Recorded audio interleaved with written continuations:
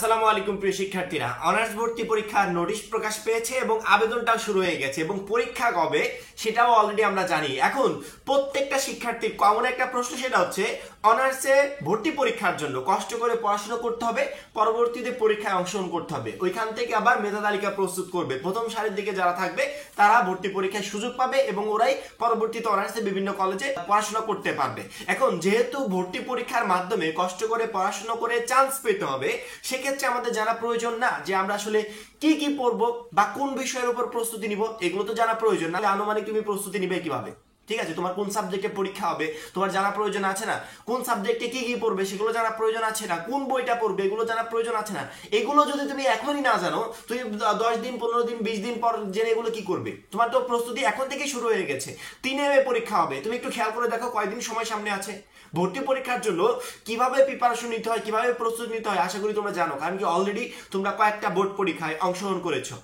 Board পরীক্ষার আগে যে কতটা পরিশ্রম করতে হয় সেটা শিক্ষার্থীরা জানে। আর এখানে তো অনার্স ভর্তি পরীক্ষা, এই পরীক্ষা উত্তীর্ণ না হতে পারলে তুমি অনার্সে পড়াশোনাই করতে পারবে না। সেক্ষেত্রে কতটা সিরিয়াস হতে হবে, আমার মনে হয় প্রত্যেকটা শিক্ষার্থী এই মুহূর্তে সিরিয়াস, কিন্তু গাইডলাইনটা জানে না আসলে। এই জন্য বারবার করে কমেন্ট করছে, ভাইয়া কোন বইটা কিনবো, কোন বইটা পড়বো, কি কি পড়ে পরীক্ষার জন্য প্রস্তুতি নিব, সিলেবাস কি, টু যেটি ইনফরমেশন আশা করি আজকের ভিডিওতে দিয়ে দিব। ঠিক আছে, তো যাই হোক, আমাদের ভর্তি পরীক্ষার জন্য বই কেনার আগে বা কি বই পড়বো এগুলো জানার আগে আমাদের জানা প্রয়োজন আমাদের অনার্সের ভর্তি পরীক্ষার যে নম্বর বন্টনটা, কোন সাবজেক্টে কেমন থাকবে বা কোন কোন সাবজেক্টে পরীক্ষা হবে, কত নম্বরে পরীক্ষা হবে, আমাদের নাম্বার কোন জায়গা থেকে কত নেওয়া হবে, এগুলো জানা প্রয়োজন। কারণ কি এগুলো না জানলে তুমি বুঝতেই পারবে না তোমাকে কোন বইটা পড়তে হবে। যখনই তুমি এগুলো জানবে তখন তুমি অটোমেটিক্যালি জানতে পারবে যে আমাকে এখন কি পড়ে প্রিপারেশন নিতে হবে। এই মুহূর্তে স্ক্রিনের দিকে খেয়াল করতে পারছো যে আমাদের অনার্স ভর্তি পরীক্ষার যে নোটিশটা প্রকাশ পেয়েছিল, এই নোটিশের 3 নাম্বার পয়েন্ট ভর্তি পরীক্ষা সম্পর্কিত তথ্য ও নির্দেশনা। 2024-25 শিক্ষাবর্ষের প্রথম বর্ষ স্নাতক সম্মান শ্রেণীর ভর্তি কার্যক্রমে উচ্চ মাধ্যমিক পর্যায়ে বিজ্ঞান, মানবিক ও ব্যবসা শিক্ষা শাখার শিক্ষার্থীদের জন্য আলাদাভাবে 100 নম্বরে এমসিকিউ পদ্ধতিতে ভর্তি পরীক্ষা গ্রহণ করা হবে। কি বুঝলে? এমসিকিউ পদ্ধতিতে পরীক্ষা গ্রহণ করা হবে, অর্থাৎ এখানে কোনো সিকিউ বা লিখিত কিছু থাকবে না। এমসিকিউ পদ্ধতিতে আমাদের ভর্তি পরীক্ষা হবে এবং যেখানে নাম্বার থাকবে কত? 100 নাম্বার থাকবে। এখন আমরা যেই বই পড়ি বা যেই বই থেকে প্রিপারেশন নিই বা যেই বই কিনি, আমাদের টার্গেট ওই একটাই, যেখানে এমসিকিউ বেশি আছে ওইটাই আমাদেরকে পড়তে হবে। আমরা যদি মূল বই পড়ি সেখানে আমাদেরকে এমসিকিউর জন্য প্রিপারেশন নিতে হবে। আমরা যদি কোনো বই কিনি সেখানে দেখতে হবে যে এটা আসলে ভর্তি পরীক্ষার জন্য এমসিকিউ বই কিনা, সেরকম করে বইগুলো কিনতে হবে। ঠিক আছে, এমসিকিউ পদ্ধতিতে 100 নম্বরের ভর্তি পরীক্ষার 100টি প্রশ্নের উত্তর 1 ঘন্টা সময়ের মধ্যে দিতে হবে। অর্থাৎ 100টি এমসিকিউ থাকবে যার নাম্বার হচ্ছে 100, প্রতিটা প্রশ্নের নাম্বার কত? 1 করে। এবং এই 100টি এমসিকিউ দাগানোর জন্য তুমি সময় পাবে 1 ঘন্টা, অর্থাৎ 60 মিনিটে আমাদের 100টা এমসিকিউ দাগাতে হবে, যেটা কিন্তু অবশ্যই একটা টাফ বিষয়। একটু বারবার করে বলছি, একটু মাথার ভিতর ঢুকিয়ে নাও।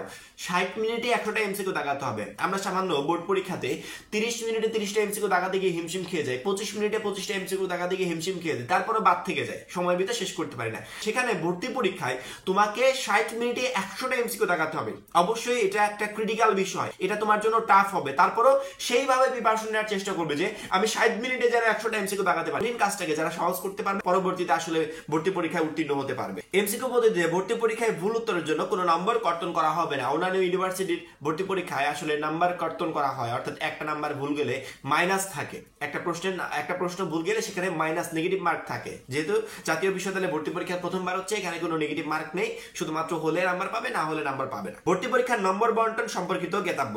উচ্চ মাধ্যমিক পর্যায়ে পরিচিত শাখা, এবার বিজ্ঞান গ্রুপের শিক্ষার্থীরা কান খুলে শুনে রাখো। বিজ্ঞান গ্রুপের যারা শিক্ষার্থীরা আছে তারা কান খুলে শুনে রাখো।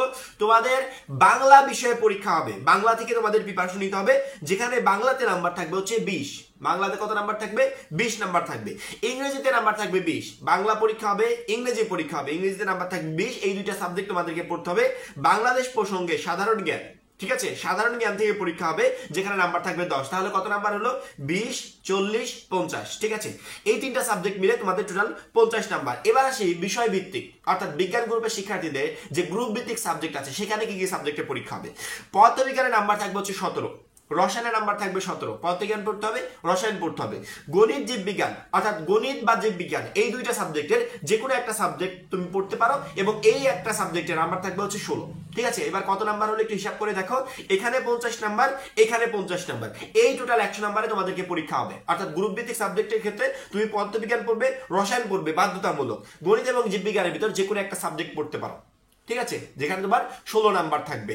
এই টোটাল 50 নাম্বারের পরীক্ষা হবে বাংলা, ইংরেজি, সাধারণ জ্ঞান, পদার্থ, রসায়ন, গণিত এবং জীববিজ্ঞানের ভিতর যে কোনো একটা সাবজেক্ট। ঠিক আছে, বুঝতে পেরেছো? আশা করি এই সাবজেক্টগুলোই তোমাদেরকে পড়তে হবে।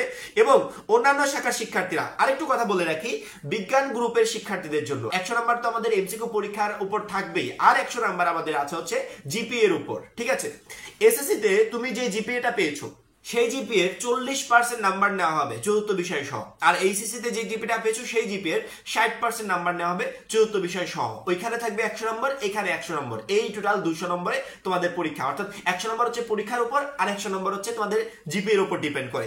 এবার মানবিক, গার্হস্থ্য, অর্থনীতি শাখার যারা শিক্ষার্থীরা আছো তারা একটু কান খুলে শুনে রাখো। তোমাদের বাংলাতে থাকবে 25, বিজ্ঞান বিভাগের বাংলাতে কত 20 ছিল, কিন্তু তোমাদের বাংলাতে থাকবে 25। বিজ্ঞান বিভাগের ইংরেজিতে কত ছিল 20 ছিল, কিন্তু তোমাদের ইংরেজি থাকবে 25। তাহলে কত হলো 25 যোগ 25 50, এই দুইটা সাবজেক্ট মিলে 50 হয়ে গেল। এবং বাংলাদেশ প্রসঙ্গে বা সাধারণ জ্ঞানে তোমাদেরও থাকবে 10, তাহলে কত নাম্বার হলো 60 নাম্বার। বিজ্ঞান গ্রুপের 3টা সাবজেক্ট মিলে ছিল 50 নাম্বার, তোমাদের 3টা সাবজেক্ট মিলে হচ্ছে 60 নাম্বার। এবার আসি গ্রুপ ভিত্তিক সাবজেক্ট। মানবিক শাখার শিক্ষার্থীরা পরিষ্কার করে শুনে রাখো, গ্রুপ ভিত্তিক সাবজেক্টের ক্ষেত্রে তোমাদের উচ্চ মাধ্যমিক পর্যায়ে পঠিত বিষয়ের মধ্যে যে কোনো 4টি বিষয়, তুমি উচ্চ মাধ্যমিক পর্যায়ে মানবিক শাখার যে বিষয়গুলো পড়েছো গ্রুপ ভিত্তিক সাবজেক্টে, এখান থেকে যে কোনো 4টা বিষয়ে তুমি পরীক্ষা দিতে পারবে। এবং এই 4টা বিষয়ের প্রত্যেকটা বিষয়ে 10 করে নাম্বার থাকবে, 4 গুণ 10 সমান 40 নাম্বার। ওইখানে আমরা 3টা সাবজেক্টে বাংলা, ইংরেজি, সাধারণ জ্ঞান 3টা মিলে পেয়েছি 60 নাম্বার। পরবর্তীতে গ্রুপ ভিত্তিক সাবজেক্ট 4টা মিলে 40 নাম্বার। এই টোটাল 100 নাম্বারে তোমাদের পরীক্ষা হবে। আশা করি বোঝাতে পেরেছি। আমার মনে হয় কি বই কিনবো, কি বই পড়বো, এগুলো জানার আগে, এগুলো আমরা বলবো একটু পরে শুরু করছি, এগুলো জানার আগে আমাদের জানা উচিত যে আমাদের কোন কোন সাবজেক্টে পরীক্ষা হবে, কিভাবে পরীক্ষা হবে, এগুলো বোঝা উচিত। আছে না, নাহলে আমি আন্দাজে কি বই পড়বো। ঠিক আছে, আশা করি বুঝতে পেরেছো মানবিক শাখার শিক্ষার্থীরা যে তোমাদের গ্রুপ ভিত্তিক সাবজেক্টের যে কোনো 4টা সাবজেক্ট তোমরা পড়বে, সেই 4টা সাবজেক্টের উপরেই তোমার পরীক্ষা হবে। ঠিক আছে, পরবর্তীতে ব্যবসা শাখার শিক্ষার্থীরা, ব্যবসা শাখায় যারা আছো তারা একটু শুনে নাও। তোমাদের বাংলাতে থাকবে হচ্ছে 25, ইংরেজিতে থাকবে 25, সাধারণ জ্ঞানে থাকবে 10, এখানে টোটাল 60 নাম্বার এই 3টা সাবজেক্ট মিলে। এবং হিসাব বিজ্ঞানে থাকবে 20, হিসাব বিজ্ঞানে 20, ব্যবসার নীতি ও প্রয়োগে থাকবে 20। ক্লিয়ার হিসাব, একবারে পরিষ্কার হিসাব। ঠিক আছে, ব্যবসা শাখার শিক্ষার্থীরা বাংলাতে 25, ইংরেজিতে 25, সাধারণ জ্ঞানে 10, 60 নাম্বার। হিসাব বিজ্ঞানে থাকবে 20, ব্যবসার নীতি প্রয়োগে থাকবে হচ্ছে 20। এই টোটাল 100 নাম্বারে তোমাদের পরীক্ষা হবে। এবং তোমাদের জিপিএ এর উপর থেকে কিছু নাম্বার আছে, ওই যে প্রত্যেকটা গ্রুপের জন্য সেম।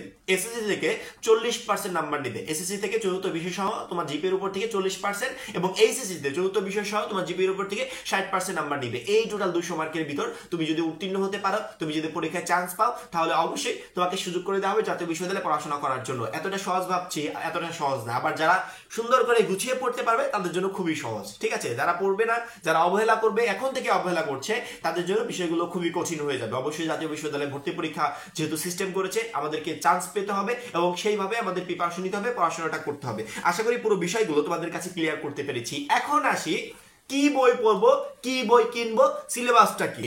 এখন দেখো, তোমাদের ভর্তি পরীক্ষার যে নোটিশটা প্রকাশ পেয়েছে, এই নোটিশে কোনো এক জায়গাতেও সিলেবাস বিষয়ে ক্লিয়ার কোনো তথ্য দেওয়া হয়নি। তার মানে আমরা ধরে নিচ্ছি আমরা এইচএসসি পরীক্ষা দিয়েছিলাম যেই সিলেবাসের উপর ডিপেন্ড করে, সেই সিলেবাসেই আমাদের ভর্তি পরীক্ষাটা হবে। সেই অনুযায়ী আমাদের সংক্ষিপ্ত সিলেবাসটা তোমরা অবশ্যই এখন ফলো করবে। এই বিষয়ে যদি আমরা পরবর্তীতে আপডেট পাই সিলেবাসের বিষয়, অবশ্যই তোমাদেরকে জানাবো। এবং যদি আপডেট না পাই, সেক্ষেত্রে আমাদের অনার্স ভর্তি পরীক্ষার জন্য যে সিলেবাসটা তুমি পড়েছিলে বা যে সিলেবাসটা কমপ্লিট করেছিলে, সেই সিলেবাস থেকে তুমি প্রিপারেশনটা নিবে। বাংলা পরীক্ষার জন্য অবশ্যই প্রত্যেকটা শিক্ষার্থীকে বলছি, মূল বইয়ে আগে ফোকাস করবে, বা তুমি যেই লেখকের বা যেই রাইটারের বইটা পড়ছো, তোমার টেক্সট বুকটা, এই বইটা আগে ফোকাস করবে। কারণ কি, এখান থেকেই প্রশ্নগুলো করা হবে। যতই আমি বই কিনি, যাই করি, এই যে বই কেনার পরবর্তীতে যেই বই থেকে আমি পড়ছি, মনে করো আমি অ্যাডমিশন পরীক্ষার জন্য একটা বই কিনেছি, এই বইয়ে যে প্রশ্নগুলো আছে, এই প্রশ্নগুলো কোথা থেকে করা হয়েছে? এই বই থেকেই তো করা হয়েছে, আমাদের টেক্সট বুক থেকে তো করা হয়েছে। আমি যে রাইটারের বইগুলো পড়ছি, এই রাইটারের বইগুলো থেকেই করা হয়েছে। সেক্ষেত্রে আমার কাছে যে মেইন বইগুলো আছে, ঠিক আছে, তুমি বাংলা যে লেখকের বইটা পড়ছো, ইংরেজি লেখকের বইটা পড়ছো, সাধারণ জ্ঞানের উপর তুমি একটা বই কিনে নিলে বাজার থেকে, অবশ্যই তোমাকে কিনতে হবে। সাধারণ জ্ঞানের বইগুলো তুমি ওইভাবে, তোমার তো বিষয়ভিত্তিক সাবজেক্ট ছিল না সাধারণ জ্ঞানের বই, সেক্ষেত্রে এটা তোমাকে অবশ্যই কিনতে হবে। গ্রুপ ভিত্তিক সাবজেক্টগুলো তোমার আছে, সেক্ষেত্রে ওইখান থেকে প্রথমত মূল বই থেকে প্রিপারেশন নিবে। টোটালি এমসিকিউ পদ্ধতিতে পরীক্ষা হবে, সেক্ষেত্রে এমসিকিউর জন্য মূল বই থেকে প্রিপারেশন গুলো নিবে। পরবর্তীতে বই কেনার প্রশ্ন যখনই তুমি আসবে, বাজারে গিয়ে দেখবে সব থেকে পপুলার অ্যাডমিশন পরীক্ষার জন্য বা আমাদের যে গুচ্ছের যে পরীক্ষাগুলো পরীক্ষাগুলো হয় এই পরীক্ষাগুলোর জন্য এতদিন যাবত যে পপুলার বইগুলো ছিল, যে বইগুলো থেকে প্রায় শিক্ষার্থীরা প্রশ্ন কমেন্ট পেত শুধুমাত্র এমসিকিউ পদ্ধতি, যেখানে সিকিউর কোনো জায়গা থাকবে না, টোটালি এমসিকিউ। আমি আগেও বলেছিলাম যে বাংলার জন্য বাংলা বিচিত্রা, ইংরেজির জন্য ইংরেজি বিচিত্রা, বা তুমি গ্রুপ ভিত্তিক সাবজেক্টগুলোর জন্য জয়কলের বইগুলো কিনতে পারো, বা আরো ভালো রাইটারের বই আছে, তুমি জয়কলের বইগুলো কিনতে পারো। জয়কলের বইগুলো একটু পপুলার, এইখান থেকে প্রশ্ন কমন পাওয়া যায়। এখানে প্রশ্নের যে প্যাটার্ন গুলো সুন্দর করে গুছানো পরিবেশে দেওয়া আছে, সুন্দর প্রসেসে এইগুলো দেওয়া আছে, তুমি জয়কলের বইগুলো কিনতে পারো। জয়কলের বই কিনলে ভালো হবে। এছাড়াও আরো অনেক লেখকের রাইটারের বই আছে যে বইগুলো মার্কেটে ভালো পাওয়া যায়, তুমি বই কেনার সময় একটু দেখে শুনে কিনবে। তবে আমার সাজেস্ট থাকলো, যদি আমাকে বলো ভাইয়া কি বই কিনবো, সেক্ষেত্রে আমি বলবো জয়কলের বাংলা, ইংরেজি, সাধারণ জ্ঞান এবং গ্রুপ ভিত্তিক যে সাবজেক্টগুলো আছে, গ্রুপ ভিত্তিক যে সাবজেক্টগুলো আছে তোমাদের প্রত্যেকটা গ্রুপের শিক্ষার্থীদের জন্য, ওই সাবজেক্টের জন্য ওই বইগুলো কিনবে। আহামরি বেশি টাকা তোমাদেরকে খরচ করতে হবে না, তবে বইগুলো কিনলে হবে কি, এখানে শুধুমাত্র এমসিকিউ দেওয়া আছে। এমসিকিউর জন্য, মূল বইয়ের জন্য বই থেকে প্রিপারেশন নেওয়ার পরবর্তীতে তুমি তোমার প্রিপারেশনটাকে আরো জোরদার করার জন্য তুমি এই বইগুলো পড়তে পারো। এই বইগুলোতে যে এমসিকিউ গুলো দেওয়া আছে এগুলো কমপ্লিট করলে, প্লাস তোমার বইটা কমপ্লিট করলে ইনশাআল্লাহ অনার্স ভর্তি পরীক্ষায় কেউ তোমাকে আটকাতে পারবে না, অবশ্যই তুমি মাস্ট বি চান্স পাবে। এবং আমি যে জয়কলের বই কিনতে বলেছি, এর মানে যে জয়কলের বই কিনতে হবে এমনটা না, তোমার কাছে যেই বইটা ভালো লাগে তুমি এমসিকিউর জন্য সেই বইটা কিনতে পারো। তবে খেয়াল রাখবে, যে বইটা তুমি কিনছো সেই বইতে শুধুমাত্র যেন এমসিকিউ থাকে। অবশ্যই অ্যাডমিশন পরীক্ষার জন্য শুধুমাত্র এমসিকিউ থাকবে, সেই বইগুলো কিনবে। সেটা যদি গুচ্ছের বই হয় তাতেও কোনো প্রবলেম নাই। আশা করি যে প্রশ্নগুলো তোমরা করছিলে বা যেগুলো জানতে চাচ্ছিলে, ফাইনালি সেই প্রশ্নগুলোর উত্তর পেয়ে গেছো। সবসময় অলওয়েজ আপডেট চ্যানেলের উপর নজর রাখবে। আমরা তোমাদের প্রয়োজন বুঝে যখন যে ভিডিওটা প্রয়োজন অটোমেটিক্যালি আপলোড করে দেবো। তোমাদের কোনো বিষয় নিয়ে টেনশন করতে হবে না, শুধুমাত্র আমাদের চ্যানেলের উপর নজর রাখবে এবং আমাদের প্রত্যেকটা ভিডিও দেখবে। ইনশাআল্লাহ অনার্স ভর্তি পরীক্ষায় তোমাকে চান্স পাইয়েই ছাড়বো। এখন এই পর্যন্ত, পরবর্তী ভিডিওর জন্য চ্যানেলটা সাবস্ক্রাইব করে রাখবে। সবাই ভালো থাকবে, সুস্থ থাকবে। আল্লাহ হাফেজ।